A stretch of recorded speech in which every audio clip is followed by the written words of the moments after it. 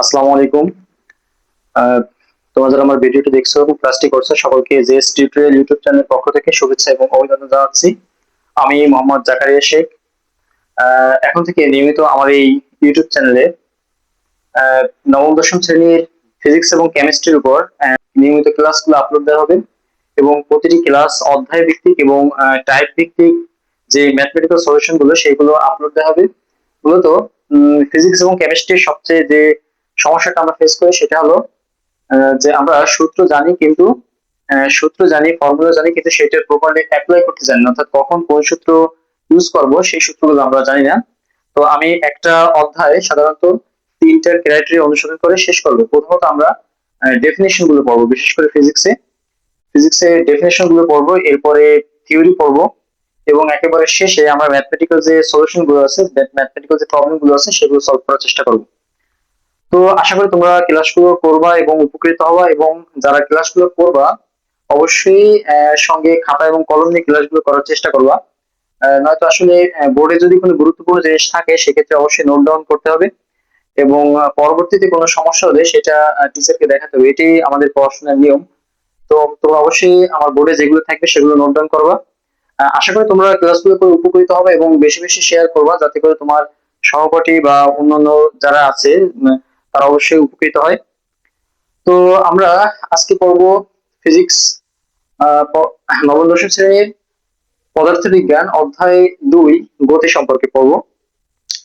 প্রথমে আমরা দেখবো যে গতির অধ্যায়টা শেষ করার জন্য আমাদের কি কি বিষয় সম্পর্কে মৌলিক ধারণা থাকা আবশ্যক। যেমন আমি এখানে বেশ কিছু বিষয় লিখে রাখছি, এই বিষয়গুলো সম্পর্কে যদি আমাদের ধারণা থাকে তাহলে আমরা ক খ গ ঘ চারটা কোশ্চেনের অ্যান্সার করতে পারবো।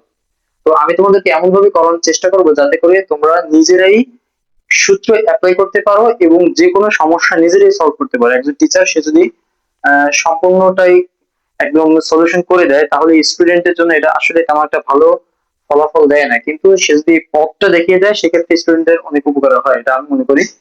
তো আমরা প্রথমে দেখবো যে গতির অধ্যায় সম্পন্ন করার জন্য আমাদের কোন কোন বিষয়গুলো জানা আবশ্যক। প্রথমত স্থিতি সম্পর্কে জানতে হবে। স্থিতি কাকে বলে, গতি কাকে বলে, দূরত্ব, সরণ, ত্বরণ, আদিবেগ, শেষ বেগ, সমত্বরণ, অসমত্বরণ, সমবেগ। এরপরে আসি রাশি সম্পর্কে জানতে হবে। রাশি হলো দুই প্রকার, একটা হলো মৌলিক রাশি, একটা যৌগিক রাশি। এরপরে আমরা জানবো ভেক্টর রাশি কাকে বলে, স্কেলার রাশি। এবং তোমাদের পাঠ্য বইয়ে বিভিন্ন প্রকার গতি, অর্থাৎ মূলত চারটা গতি সম্পর্কে সংজ্ঞা আকারে দেওয়া আছে, সেগুলো আমরা সম্পর্কে জানবো। এবং লাস্টে আমাদের পরন্ত বস্তুর যে তিনটে সূত্র আছে, পরন্ত বস্তুর তিনটে সূত্র সরাসরি মুখস্থ করতে হবে এবং এখান থেকে ম্যাথ আছে, পরন্ত বস্তুর সূত্রে আলাদা ম্যাথ। তো এই বিষয়গুলো সম্পর্কে আমাদের জানতে হবে। তো আমি যদি একটু বলি যে গতি প্রধানত তিন প্রকার গতি, বিভিন্ন প্রকার গতি হয়ে থাকে, তবে আমাদের ম্যাথমেটিক্যাল যে টার্ম গুলো আসবে সেখানে তিন প্রকার গতি সম্পর্কে ম্যাথ আসে। প্রথমত যে গতি সেটা হলো মাটিতে চলন্ত বস্তুর গতি, অর্থাৎ এই এই বস্তুগুলোকে বলা হয় মাটিতে চলন্ত যে বস্তুগুলো, চলন গতি আর কি। এরপরে এরপরে আসি পরন্ত বস্তু, অর্থাৎ কোনো বস্তু যদি উপর থেকে নিচে পড়ে সেক্ষেত্রে যে গতিটা হয় সেটা বলা হয় পরন্ত বস্তুর গতি। সেই পরন্ত বস্তুর গতি সম্পর্কে আমাদের ম্যাথ আছে।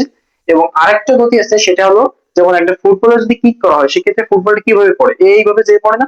সুতরাং এই প্রকার গতি বলে ক্রাসের গতি। ক্রাসের গতি সম্পর্কে তোমাদের ইন্টারমিডিয়েটে বেশ আলোচনা করা হয়েছে। তো আমাদের এসএসসি লেভেলে আমরা দুই প্রকার গতি পড়বো, একটা হলো ভূমিতে চলন্ত যে বস্তু সমতলে, সেই সমতলে চলন্ত বস্তুর গতি পড়বো, এবং দ্বিতীয়ত আমরা পড়বো পরন্ত বস্তুর গতি। তো আমি এখানে বেশ কিছু সূত্র লিখে রাখছি।